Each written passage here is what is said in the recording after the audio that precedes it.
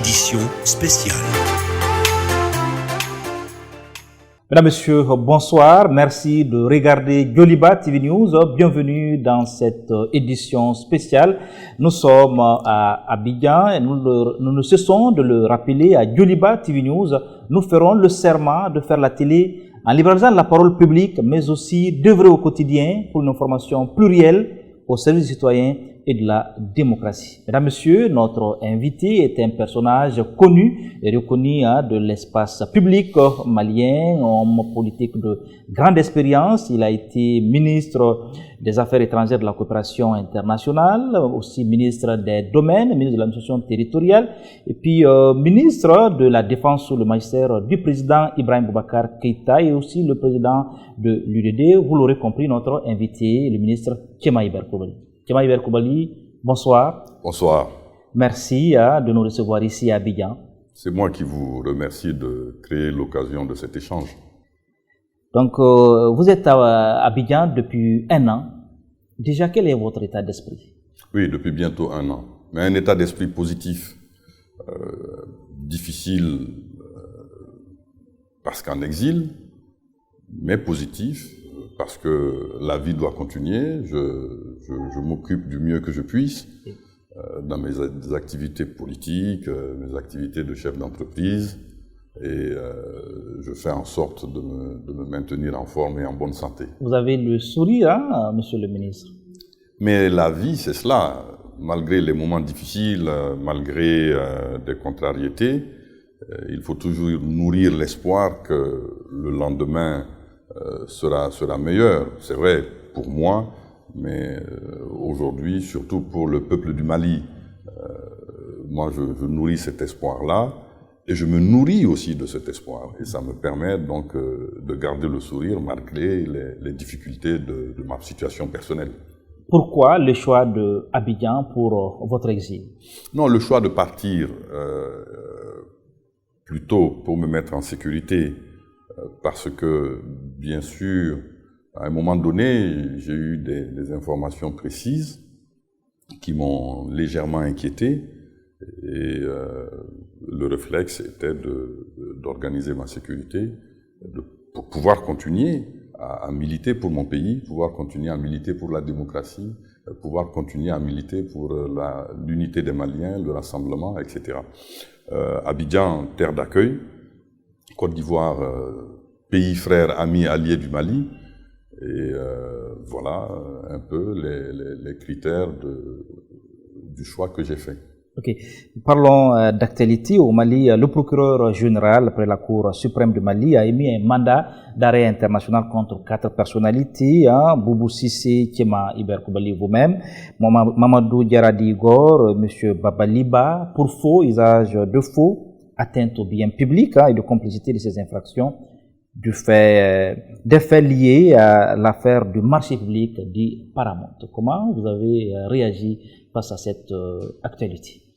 J'ai fait un communiqué pour donner mon point de vue parce que dès lors que cette information a été abondamment diffusée, d'ailleurs un communiqué écrit du procureur général de la Cour suprême a été très largement diffusé, ce qui est plutôt surprenant, au-delà de la surprise de l'acte lui-même.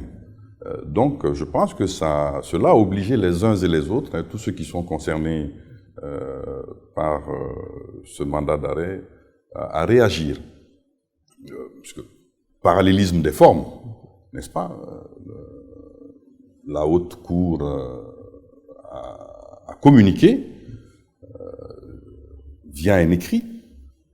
Il y a eu une diffusion sur la chaîne nationale, mais même avant cela, l'information avait été circulée sur de nombreux réseaux sociaux. L'opinion publique a le droit de savoir, et ceux qui sont cités ont le droit de se faire entendre par l'opinion publique. Donc j'ai fait un communiqué, je réagis sereinement, malgré ma surprise, et je réagis en disant que mon point de vue est que cette affaire, elle est politique. Elle est politique parce que, me dit-on, sur la base d'un rapport d'audit, il y a eu des faits signalés. Mais le principe de contradiction de l'audit n'a pas été respecté parce que tous ceux qui sont concernés par ce rapport d'audit ne l'ont jamais reçu. Parce que normalement, un audit, il n'est pas dirigé. Il est général, il est prescrit, il est précis, pardon, il est surtout contradictoire. Donc, la bonne forme obligeait à communiquer à ceux qui sont concernés ce rapport d'audit. Mais apparemment, il est confidentiel. Et aucun de ceux qui sont concernés, du moins en tout cas ce qui me concerne, ne l'a eu. Donc c'est un rapport qui est dirigé. Dirigé par qui? Peut-être que le temps nous permettra de le savoir. Et donc, ce mandat d'arrêt qui est lancé, de mon point de vue, relève plus d'une décision politique. Pour ma part, le contrat qui est concerné visait à doter l'armée malienne de capacités blindées à un moment où elle était en grande faiblesse. C'est un contrat qui a été initié depuis 2014. Puis il est passé par les procédures obligatoires, notamment celui du Conseil supérieur de défense nationale, je crois que c'était le 27 mai 2015. Puis des arbitrages entre différents ministères, notamment le ministère de la Défense et celui de l'Économie et des Finances, pour voir comment cela pouvait être pris en charge, techniquement, financièrement, pour doter notre armée qui en avait grand besoin. Vous savez, moi j'ai été ministre de la Défense de janvier 2015 à septembre 2016. Quand je quittais le ministère de la Défense, nous étions en discussion avec le ministère de l'Économie et des Finances, qui avait souhaité à cette époque-là modifier quelques éléments du contrat, notamment les moyens de paiement. Le ministre de l'Économie et des Finances à l'époque avait remis en cause les billets à ordre et avait décidé, en tout cas sur le conseil de ses services techniques, qu'il était mieux de procéder autrement. Donc il y avait un blocage à ce niveau-là. Et puis, je dois dire qu'une avance de 20% avait été payée. Des informations que j'ai, 8 véhicules blindés ont été livrés. Le contrat portait aussi sur la réparation de 2 avions, des Marchetti SF-260. Il portait également sur de la formation et du matériel accessoire qui accompagne la mise en fonction de ces véhicules-là. Donc c'est là que moi j'ai quitté le ministère de la Défense. Après, selon ce que j'ai eu comme information, 8 ont été livrés beaucoup plus tard, après mon départ, et il y a eu des avenants, il y a eu des blocages, etc., beaucoup de choses. Mais on parle de détournement de faux et usage de faux, d'atteinte aux biens publics. De mon temps, je puis affirmer qu'il n'y a pas eu de détournement, et je ne vois pas comment d'ailleurs, parce que les paiements sont contractuels, les voies de paiement sont institutionnelles, ce sont des banques, le trésor public, etc., qui procèdent. Alors, je ne vois pas qui aurait pu détourner quoi que ce soit. Il y a une certaine traçabilité de tout ça, de tout ça. Mais bien sûr, bien sûr. Vous avez commandé des équipements militaires à hauteur de combien de milliards de francs CFA? Le contrat... C'est avec Paramount, une société... oui, le contrat était de 35 milliards 500 et quelques millions, je pense. Et puis, je crois, après, la monnaie du contrat a changé. Nous avions signé un contrat en dollars à l'époque, puis après, la monnaie a été changée. Ça, c'est après moi. Ce sont les informations que j'ai eues plus tard. Donc... je crois que là, toute la documentation est disponible. Vous avez commandé combien de blindés? 36. 36. Et sur les 36, combien étaient livrés? De ce que je sais, 8. 8. Oui. Okay. De ce que je sais. Est-ce que vous avez une certitude que le fournisseur a reçu, par exemple, le premier paiement, par exemple? Je pense qu'il y a eu une avance qui a été payée de 20%. Et cette avance faisait l'objet d'une garantie émise d'ailleurs par la Banque malienne de solidarité. Parce que nous avions insisté pour que les arrangements bancaires de ce contrat-là soient faits par la BMS, qui est une banque détenu à 100% par le Mali. Donc, aucun intérêt étranger ne pouvait interférer dans l'accomplissement de cette volonté politique qui était de redonner des capacités blindées à notre armée. De ce dont je me souviens, 20% d'avance ont été payés. Okay. Donc vous ne vous reprochez pratiquement rien dans cette Non, ce n'est affaire. pas pratiquement, complètement rien. Complètement rien. Quand vous quittiez, il n'y avait pas de, vous n'avez eu aucun souci avec l'affaire, ou vous l'avez laissé à vos... Non, il y avait des arbitrages entre les deux ministres. Okay. Je vous ai dit que le ministre de l'économie et des finances avait décidé de changer le mode de paiement. Parce que vous savez, le ministre de la Défense est l'acheteur, mais c'est le ministre des Finances qui est le payeur. C'est le ministre des Finances qui dispose de la souveraineté de trésorerie de notre pays. Les ministres dans d'autres secteurs prennent des décisions d'acquisition ou de dépenses, mais le paiement est fait sous l'autorité du ministre des Finances qui décide de comment il va payer, à quel moment il peut payer en fonction des ressources nationales qui sont disponibles. Okay. Pour les Maliens qui nous regardent ce soir, qu'est-ce que vous répondez quant à votre responsabilité dans l'acquisition de ces équipements militaires à cœur ouvert? Oui, ma responsabilité a été celle de la volonté politique de moderniser notre armée, de lui donner des moyens. Les attaques à l'explosif qui détruisait nos véhicules, qui continuent d'ailleurs à détruire nos véhicules, nécessitent un ajustement de la doctrine en termes d'équipement. C'est un besoin urgent. Et nous avons travaillé dans ce sens-là. Et je vous rappelle que c'est un dossier qui était en instruction depuis 2014. Donc c'est un long processus. Depuis 2014. Donc moi, je ne me reproche absolument rien.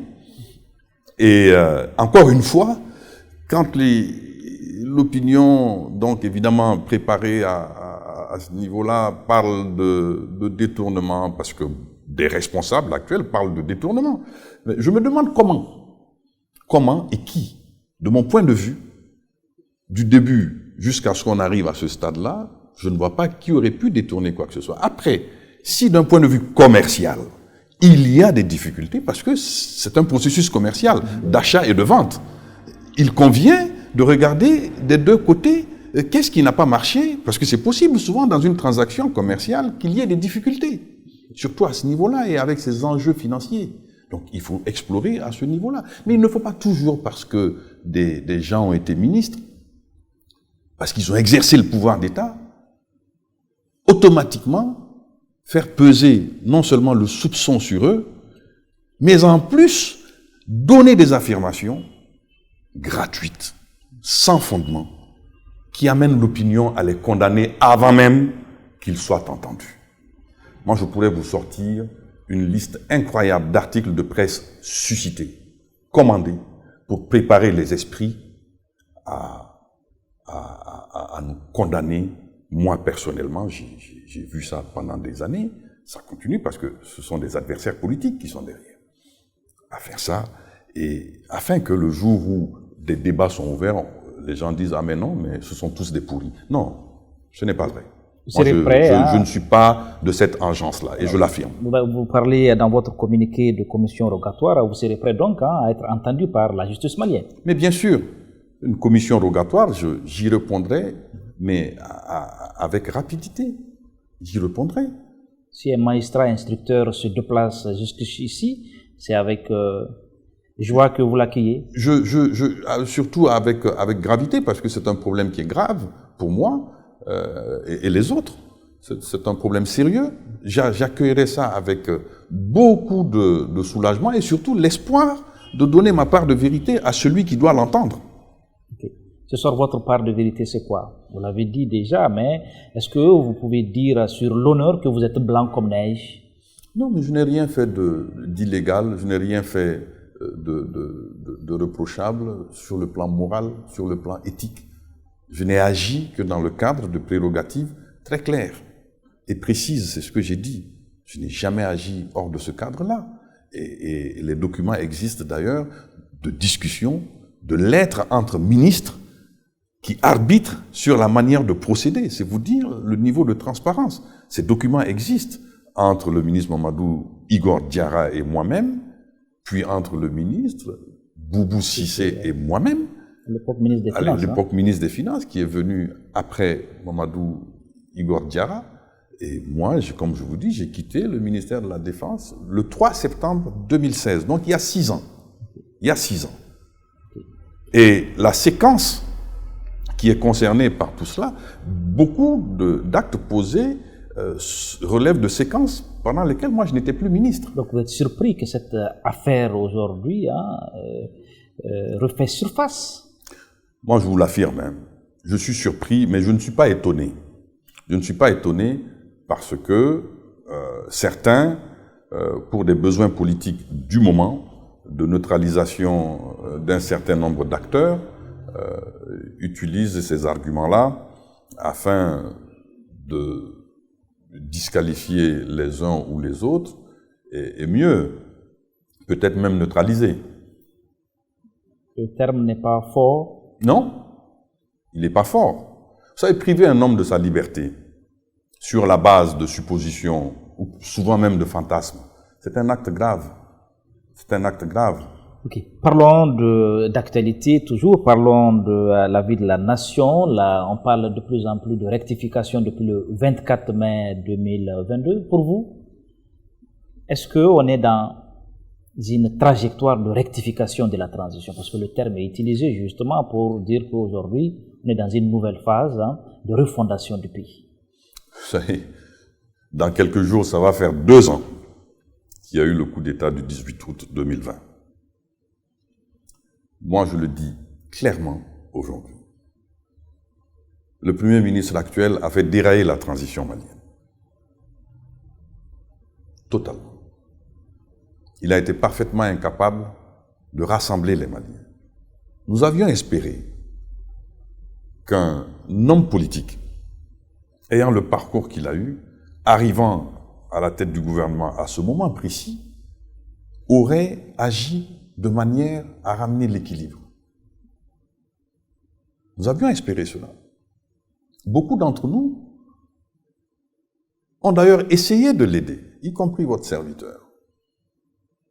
Mais avant ça, quand il y a eu ce coup d'État en 2020, beaucoup, compte tenu du désordre qui avait suivi les élections législatives et de la fragmentation sociale et politique qui marquait le contexte malien, beaucoup ont pensé que l'armée pouvait, pendant un temps, être une force de retour vers l'ordre, mais à équidistance des écuries politiques.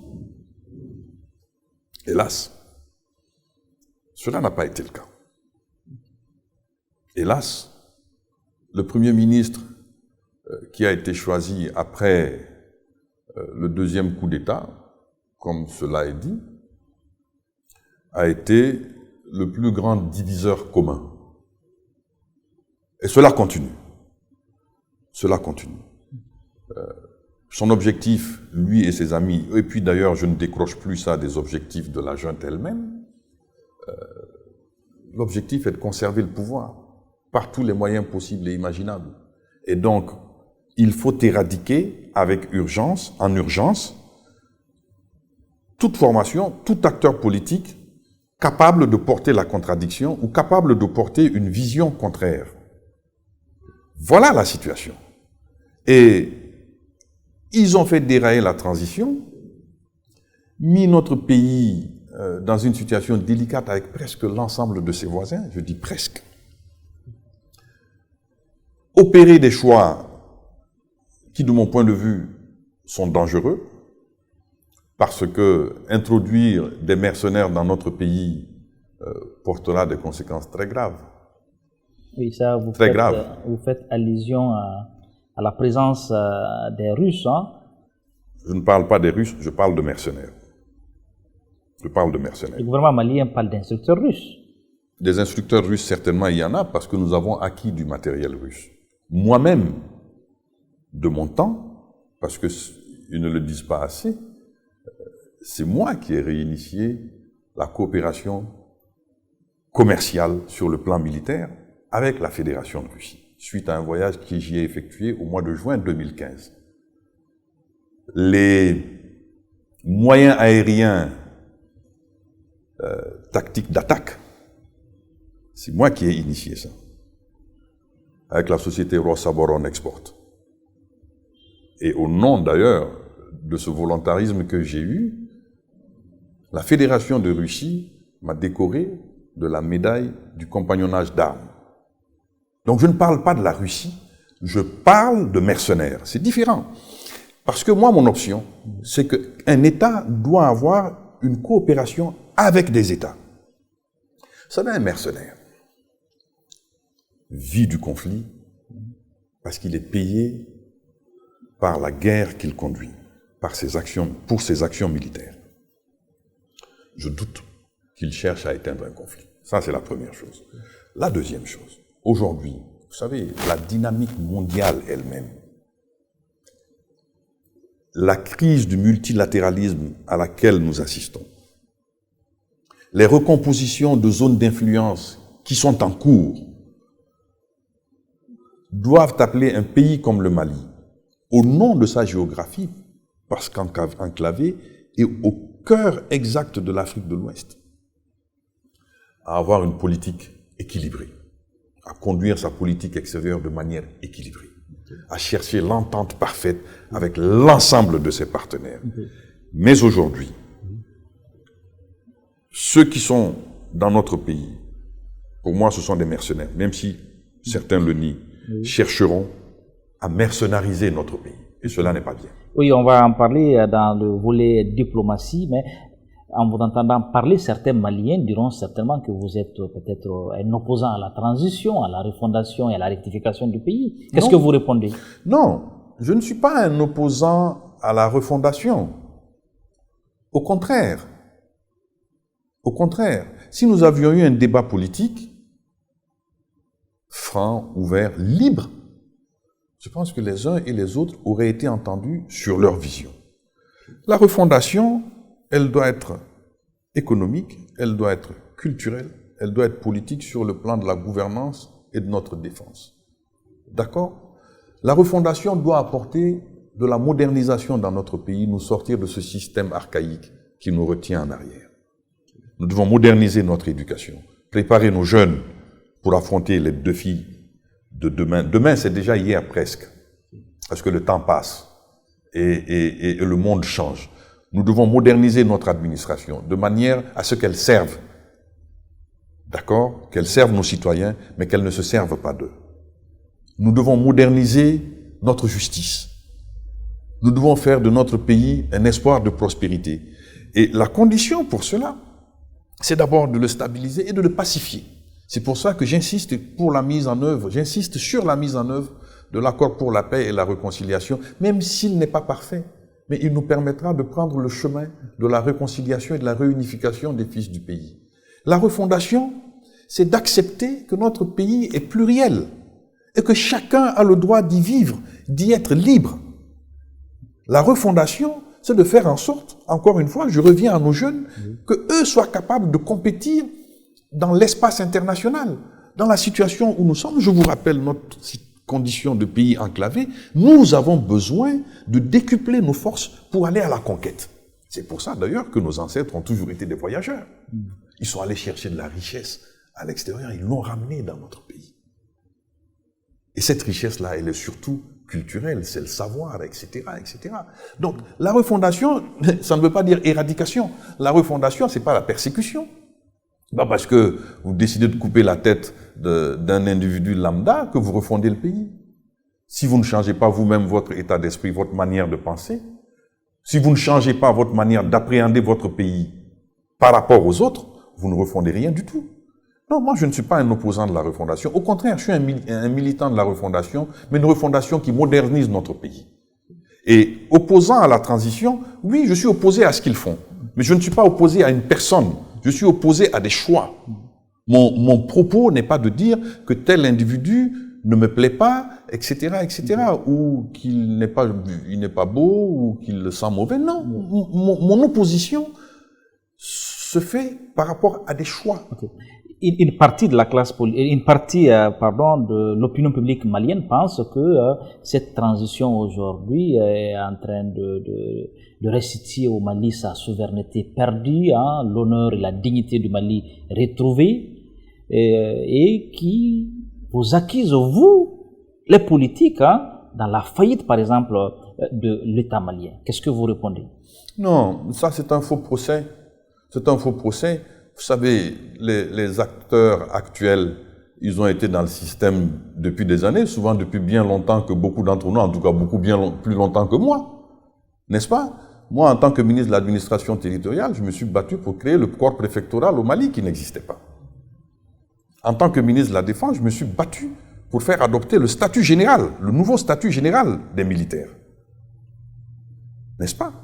En tant que ministre des Affaires étrangères, en 2012, je me suis battu afin que l'ensemble des organisations internationales dans le monde consacrent le principe de la protection de l'intégrité territoriale de notre pays. Consacrent le principe d'un Mali uni, pluriel certes, et d'un Mali laïque. Je me suis battu pour renforcer l'État, pas pour l'affaiblir. Mais je ne le fais pas contre un individu, je le fais pour les Maliens. Donc dire que les politiques ont organisé la faillite de l'État, non. Construire une nation est une longue tâche. Quand un pays, depuis 60 ans, se bat, parce que c'est ça la vérité, quand vous prenez les rébellions successives, ça fait longtemps. Certaines datent même les contradictions d'avant l'indépendance. Pour maintenir son unité, pour faire de la place à l'ensemble de ses composantes. Vous savez, ce n'est pas facile. Construire une nation, c'est une longue tâche. Mais il faut travailler dans la vérité. Mais les mensonges et les pratiques fascistes qui aujourd'hui consistent à payer des gens pour déverser des mensonges sur les autres, ce ne sont pas là des méthodes qui vont refonder le Mali. Ces méthodes-là vont créer encore plus de rancune, plus de désir de vengeance. Ce n'est pas mon cas parce que je ne suis pas comme ça. Moi, je me nourris d'espoir, pas de rancune, mais je suis convaincu que si ce qui se passe aujourd'hui devait prospérer, nous aurions encore plus de problèmes. Non, je m'inscris en faux contre cela. Il y a eu des problèmes, il y a eu des réussites et des échecs. Maintenant, nourrissons-nous de toutes ces expériences-là pour essayer de faire mieux. Parce qu'après tout, nous sommes des Maliens. Moi, je suis un Malien. Okay. Bon, pour vous, à cette transition, parce que quand on fait un bilan de quelque chose, il y a le passif et puis l'actif. Pour vous, qu'est-ce qui a marché, qu'est-ce qui n'a pas marché, pour résumer, pour caricaturer un peu? Pour la transition? Si vous êtes sur le passif, par exemple, non, pour vous, est-ce qu'il y a un actif? Pour cette transition-là, les problèmes sont trop nombreux aujourd'hui et nous ne pouvons faire un bilan qu'à la fin. Et donc, justement, nous cherchons à arriver à la fin de cette transition. C'est cela qu'il faut organiser. Donc, je ne peux pas aujourd'hui, au moment où on parle, vous dire que je vais faire un bilan de la transition. Aujourd'hui, mais un bilan à mi-parcours, vous étiez en train de le faire. Vous tirez pratiquement boulet rouge sur cette transition. Pour vous, il n'y a pas de refondation, il n'y a pas eu de rectification, que la faillite du politique malien, c'est un faux débat, c'est vous qui le dites. Pour vous, qu'est-ce qui a changé? Je vous dis qu'il y a eu des réussites et des échecs. Mais dire les hommes politiques ou la classe politique est responsable de la faillite, mais quelle classe politique? Celle de 1960 qui est tombée en 68? Celle de 68 qui est tombée en partie en 78? Celle de 79-80 qui est tombée 23 ans plus tard? Celle qui a commencé en 92 qui a continué jusqu'en 2012 suite à un coup d'État, etc., etc. Mais quelle classe politique? Laquelle? Moi, je connais quelqu'un aujourd'hui qui est chef de gouvernement, qui est dans le circuit depuis très longtemps. Pourquoi vous faites une fixation sur le Premier ministre Dr Choguel? Mais parce qu'il est derrière beaucoup de manipulations. Il est derrière beaucoup de manipulations. Un procès d'intention, vous avez... Non, ce n'est pas un procès d'intention, ce sont des constats. Ce sont des constats. Vous ne l'avez pas entendu, là, concernant ces fameuses forces du changement? Vous ne l'avez pas entendu? Est-ce là les propos qui doivent être tenus par un Premier ministre de transition qui est supposé rassembler les Maliens? Non. Nous lui avons reproché sa non-neutralité et même sa violence pernicieuse vis-à-vis de ceux qui ont été ses camarades il n'y a pas si longtemps que ça. Et ce que je reproche à la junte, c'est de n'avoir pas su se maintenir à égale distance entre les forces politiques afin que nous puissions conférer à l'armée malienne, mais ce qui est son véritable timbre, c'est-à-dire la force organisée principale qui peut maintenir l'outil politique en place. Voilà ce que moi je reproche. Et ce n'est pas personnel, vous savez, ce n'est pas personnel. Encore une fois, mon sort personnel importe peu par rapport au problème du Mali. Vous parlez de bilan. Quelle est notre situation économique aujourd'hui? Pour acheter du mil aujourd'hui au Mali, c'est tout un problème. Je ne parle même pas du riz. Les légumes de base sont devenus inaccessibles aux Maliens lambda. Le carburant, on s'achemine vers des prix que je n'ose même pas imaginer. Nous avons de vrais problèmes. Nous avons de vrais problèmes. Cette transition aurait dû se focaliser sur nos capacités de résilience économique. Elle aurait dû se focaliser sur les moyens pertinents, disponibles aujourd'hui, de stabiliser le Mali et de le pacifier, notamment, encore une fois, à travers certaines dispositions qui peuvent nous aider aujourd'hui de l'accord pour la paix et la réconciliation. D'accord? Et elle aurait dû avoir à cœur d'organiser le retour à un système institutionnel équilibré, mais quel que soit le temps que ça prenne, il fallait simplement dire la vérité.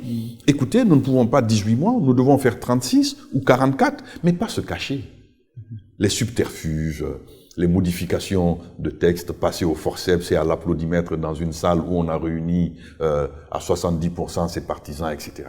Non, ce n'est pas sincère. Oui, parlons, vous avez parlé de l'accord d'Alger, vous étiez ministre de l'administration territoriale. Il y a une sortie la semaine dernière du président algérien Abdelmadjid Tebboune qui dit en substance, je cite, je demande aux autorités maliennes de la transition à aller vers des élections.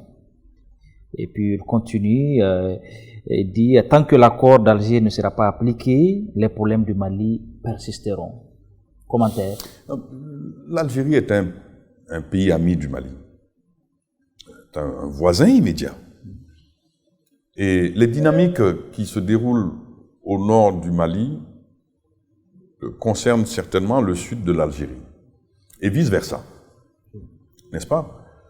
Je comprends que les Algériens aient à cœur que le Mali se stabilise, que cette région-là se calme de ses soubresauts interminables. Alors, je ne veux pas commenter les propos du président de la République sœur d'Algérie. Je ne suis pas dans ce rôle-là. J'ai entendu cela comme tout le monde. Je pense que c'est un conseil d'amis qui est adressé aux Maliens. Et je ne le prends pas simplement pour le gouvernement du Mali. Je le prends pour l'ensemble des Maliens. Il faut que les Maliens écoutent. Parce qu'il y a ceux qui sont aux affaires aujourd'hui, qui un jour ne seront pas là, d'autres viendront. Il faut que les Maliens apprennent à écouter les messages qui leur viennent de leurs amis. Il ne faut pas diaboliser tout le monde. Il ne faut surtout pas, dans un tel contexte, confondre ses amis et ses ennemis. Donc, ce qui a été dit par le président de l'Algérie, je pense que c'est un conseil que nous devons écouter et essayer d'en tirer quelque chose d'utile plutôt que de se focaliser sur des aspects périphériques qui diraient que c'est un président étranger qui n'a pas à se mêler à nos affaires intérieures, alors que nous avons eu besoin à un moment de l'Algérie pour résoudre un certain nombre de problèmes. Oui, la loi électorale qui a été aussi adoptée et puis promulguée. Dans cette loi électorale, on parle de l'organe unique de gestion des élections, l'autorité indépendante de gestion des élections. Quel est le regard sur cet organe unique de gestion des élections? Bon, au début, il avait été dit que le gouvernement le mettrait en place en une semaine ou en 2 semaines ou en 3 semaines. Bon, peut-être un an après, cet organe a été mis en place. Nous avions souhaité qu'une solution intermédiaire prévale et que un État reconstitué sur des bases, enfin, une gouvernance reconstituée sur des bases démocratiques et républicaines s'occupe d'engager ce genre de réforme-là. Mais c'est fait. Je crois que la classe politique elle-même s'apprête à donner des représentants pour cet organe unique. Mais vous avez bien vu le débat qui a eu lieu à l'Assemblée, enfin au Conseil national de transition. C'était un débat houleux. Ben non, ce n'était pas un débat houleux. C'était juste que les membres du Conseil national de transition ont de manière très pertinente débusqué des intentions de confiscation, on va dire futures. Et ont arrêté cette manœuvre-là, ont remis de l'équilibre dans le texte. Moi, j'ai salué non seulement ce que le Conseil national de transition a fait, et en plus, je me suis félicité de ce que cette manœuvre-là conduite à partir des rives du Djoliba, suivez mon regard, que cette manœuvre-là a été arrêtée. Alors, le problème, ce n'est pas l'organe unique. Le problème, c'est comment organiser l'ensemble des élections dans un contexte sécurisé. Oui, on va en parler, les élections. Est-ce que pour vous aujourd'hui, est-ce que vous avez l'impression qu'il y a une réelle volonté d'aller à des élections? On parle de mars 2024. Est-ce qu'aujourd'hui, vous avez l'impression que les lignes bougent pour aller à des élections libres et transparentes? J'ai encore beaucoup de doutes. J'ai encore beaucoup de doutes. Parce que tout cela se passe de manière un peu malicieuse, de mon point de vue, et nous avons un facteur sécuritaire qui est de plus en plus inquiétant, n'est-ce pas? Un facteur sécuritaire qui est de plus en plus inquiétant. Le terrorisme, c'est l'ennemi de la démocratie. Et ce que le terrorisme vise, c'est de détruire tout ce qui ressemble à une république démocratique, telle que ceux qui ont fondé le Mali après l'indépendance l'ont souhaité. Encore une fois, chacun avec ses réussites et ses échecs. Mais il me semble que dans le contexte actuel, il sera difficile de tenir des élections. D'abord parce que ceux qui sont en train d'organiser, enfin qui sont supposés organiser ces élections, qu'elles soient municipales, législatives, régionales et présidentielles, montrent des velléités, n'est-ce pas, très très hégémoniques pour leur propre camp. Ça, c'est un premier problème. Le deuxième problème, il sera technique. Aujourd'hui, le Mali, le recensement a, semble-t-il, commencé. Le fichier électoral devra certainement être toiletté. Et dans certaines régions du nord du Mali, l'état civil a été détruit. Il faut reconstituer cet état civil. Comment le faire? Deuxièmement, il y a la question de la gestion et de la sincérité du fichier. Après, il y a la question de la gestion et de la sincérité du processus électoral lui-même, n'est-ce pas? De l'accomplissement de l'acte de vote, de la centralisation des résultats et de leur protection jusqu'au niveau le plus élevé. Moi, franchement, compte tenu de la donne sécuritaire, compte tenu de l'éthique un peu incertaine que je perçois dans tout cela, j'ai des doutes. Ok, vous avez des doutes. On parle aussi, il y a un projet de nouvelle constitution sur la table. Pour vous, cette nouvelle constitution, qu'est-ce qu'elle peut changer? Le groupe politique auquel j'appartiens, notamment l'ARP, qui est notre plateforme politique, et le cadre qui rassemble plusieurs regroupements, a donné son point de vue, ont donné leur point de vue. Une révision de la Constitution actuelle serait préférable, plutôt que d'aller dans les conditions actuelles vers une nouvelle Constitution. Vous savez, il y a même la révision d'un point de vue constitutionnel risque d'être difficile. J'oppose à cela les mêmes arguments qu'ils ont opposés en 2017 au processus de révision. Avec Anté-Abana, la plateforme Anté-Abana. Sous l'empire de l'article 128 de notre Constitution. 118. 118, merci de corriger cela. L'article 118 de notre Constitution. J'oppose exactement la même chose. Et je ne sais pas ce qu'ils vont répondre. Okay. Oui, parlons maintenant de questions de diplomatie. Hein. Le Mali, depuis un certain temps, a fait le choix de la Russie sur le plan de la coopération militaire. Hein. Le Mali a fait le choix stratégique de la Russie au détriment de la France. Barkhane chassé du territoire national. Pour vous aujourd'hui, est-ce que vous craignez, vous, le diplomate, l'ancien ministre des Affaires étrangères, que le Mali soit peut-être un terrain d'expérimentation pour des grandes puissances? Vous savez bien que votre réponse est dans votre question, n'est-ce pas? Je vous la pose. Et vous posez une question pertinente parce qu'elle est liée à ce que je vous décrivais tantôt, cette crise au niveau mondial qui oblige à des recompositions et à des repositionnements. C'est ça que vous dites. En effet, l'attitude, non pas par le départ ou à cause du départ de la France, ce n'est pas ce que je dis, mais l'attitude même de nos autorités et la conduite de la politique extérieure transforme notre pays non pas en champ d'expérimentation, peut-être même il y a un risque que nous devenions un enjeu dans des affrontements qui ne sont pas les nôtres. L'histoire de Barkhane, du départ de Barkhane, c'est vrai que certains présentent ça comme une espèce d'objectif politique ou de victoire politique, mais en réalité, une force étrangère qui intervient à la demande d'un pays, un jour doit s'en aller. Forcément. En général, les gens travaillent afin que le départ se passe bien. Dans le cas précis, ça s'est mal passé. Mais la France était vouée à partir, à quitter le Mali, en tout cas, du point de vue de sa présence militaire. Depuis le sommet de Pau,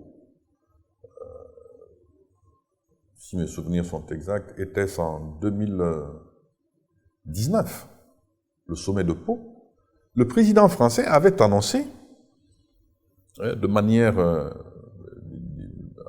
assez diplomatique, ceux qui sont habitués au langage diplomatique l'ont bien compris, qu'il y aurait eu une réarticulation, un redimensionnement, etc. C'était là les éléments du début d'un processus de sortie.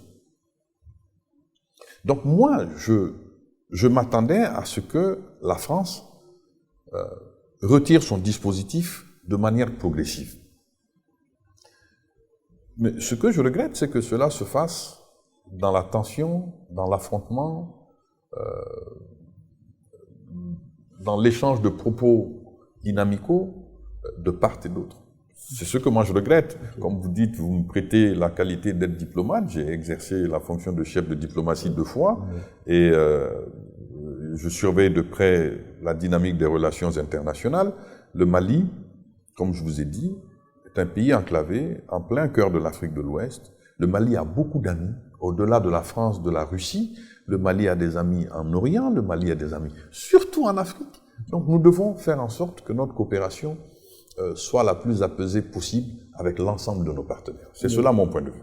Question sur le terrorisme. Vous avez été ministre de la Défense. Ces derniers temps, Bamako et même l'intérieur du pays fait face à une multiplication des attaques terroristes au moment où on parle de montée en puissance de l'armée malienne. Vous, quelle analyse faites-vous et qu'est-ce qu'il faut faire pour lutter efficacement contre le terrorisme au Mali? Non, je ne suis pas stratège militaire. Je suis malien, je suis ancien ministre de la Défense. J'ai eu donc le privilège d'apprendre certaines choses dans ces fonctions-là. L'accord pour la paix et la réconciliation est un projet politique majeur. Depuis plus de 10 mois, les autorités maliennes avaient décidé d'ignorer tout ce qui devait être fait pour accélérer le pilier défense et sécurité de cet accord-là. Parce qu'il est utile. Nous ne devons pas être sur plusieurs fronts. Il faut éviter d'être sur plusieurs fronts. C'est pour ça que les autorités de la transition doivent recentrer leurs efforts, comme j'ai dit, sur la résilience, nos conditions de résilience économique, mais aussi la lutte contre le terrorisme. Le terrorisme s'installer dans notre pays et cette guerre sera longue. Ceux qui pensent que nous allons en sortir en 2 jours, en 3 jours, se trompent. Cette guerre sera longue et elle comporte plusieurs composantes en termes de solutions. C'est vrai, il y a les solutions militaires, mais il faut aussi éviter la militarisation excessive des solutions. Il faut éviter l'amalgame. L'armée malienne doit agir avec discernement et précision. Vous comprenez?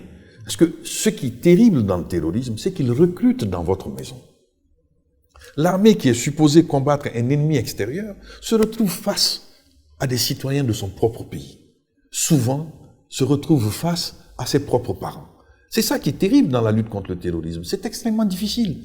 Alors aujourd'hui, c'est vrai que les terroristes sont en train d'amplifier leurs actions et procèdent par des attaques absolument audacieuses.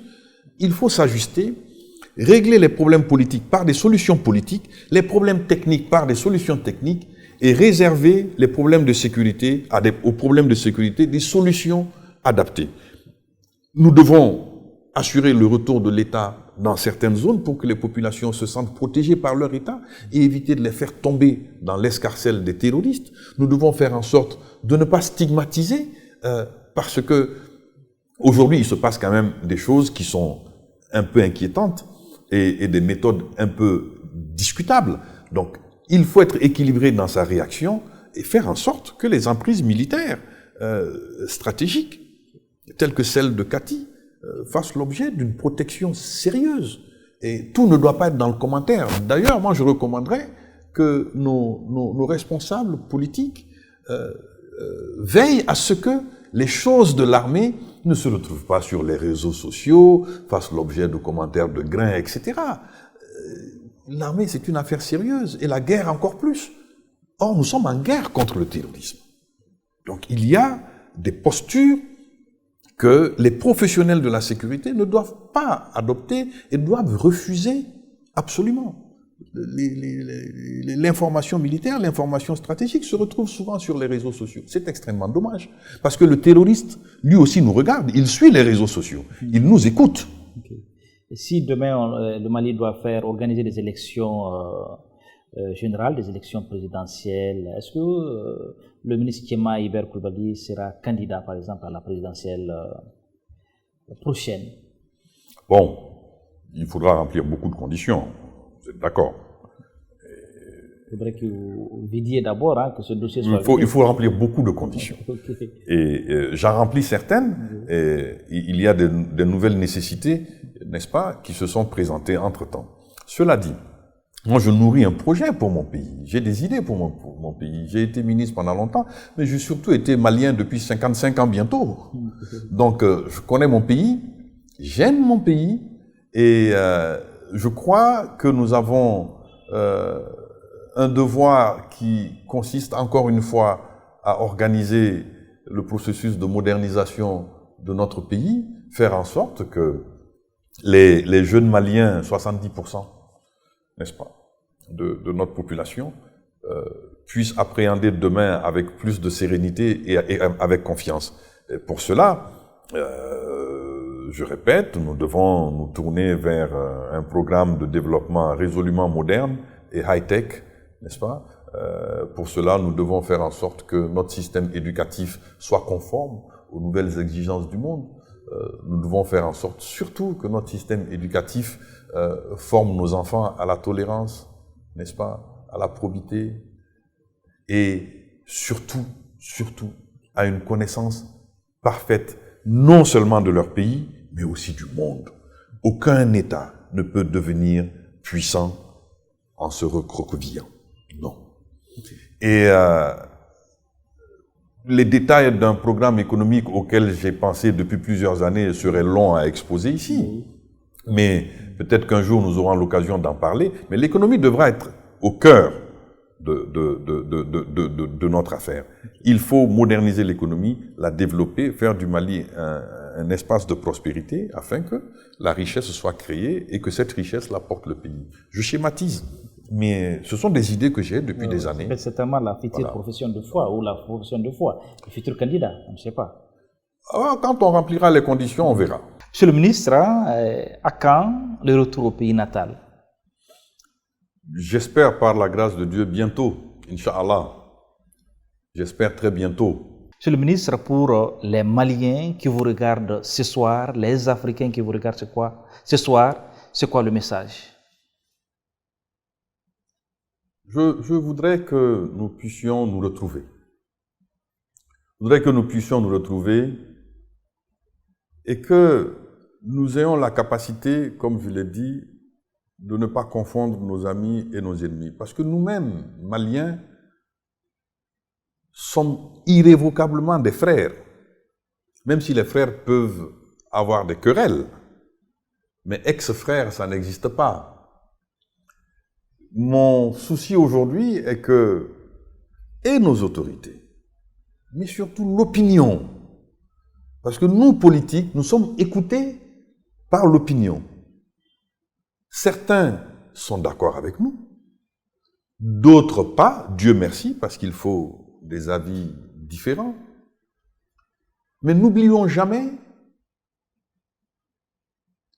qu'à la fin des fins, nous restons et demeurons des Maliens. C'est nécessaire à cet égard de trouver le moyen, non pas d'effacer ce qui ne peut pas être effacé, mais de tenir compte de ce qui est et essayer de nous tolérer les uns et les autres dans nos différences politiques, culturelles, ethniques, etc. Et nous dire que si Dieu nous a fait ainsi, c'est qu'il a estimé que c'est ça qui pouvait faire la beauté de notre pays. Vous savez, quand vous allez dans un jardin, vous voyez des fleurs de plusieurs couleurs, c'est ça qui donne la beauté. Alors, si les fleurs bleues décidaient que les rouges étaient trop vilaines, qu'il fallait les enlever, le jardin perdrait un peu de sa beauté. Le Mali est beau parce que nous sommes différents. Le Mali est dynamique parce que nous pouvons porter la contradiction les uns aux autres. Mais il ne faut pas porter de haine. Il ne faut jamais porter de haine.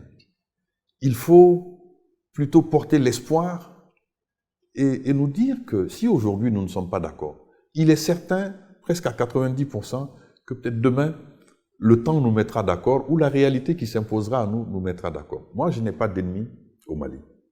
Je peux avoir des adversaires politiques, mais jamais d'ennemis.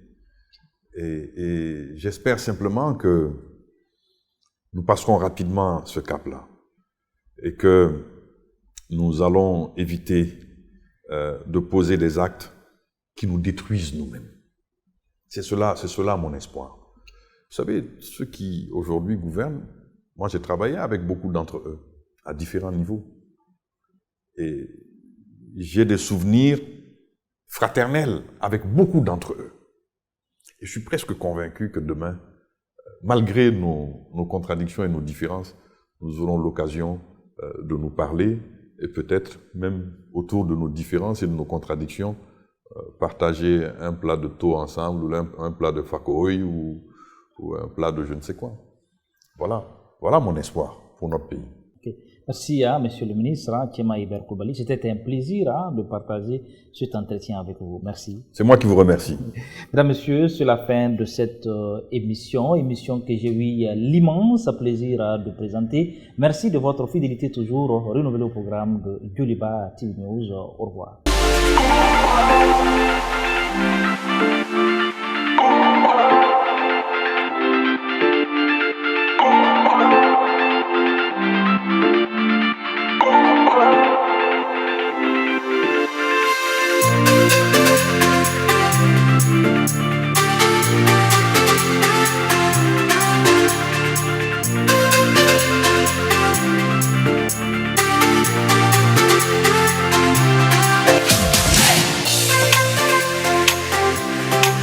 Édition spéciale.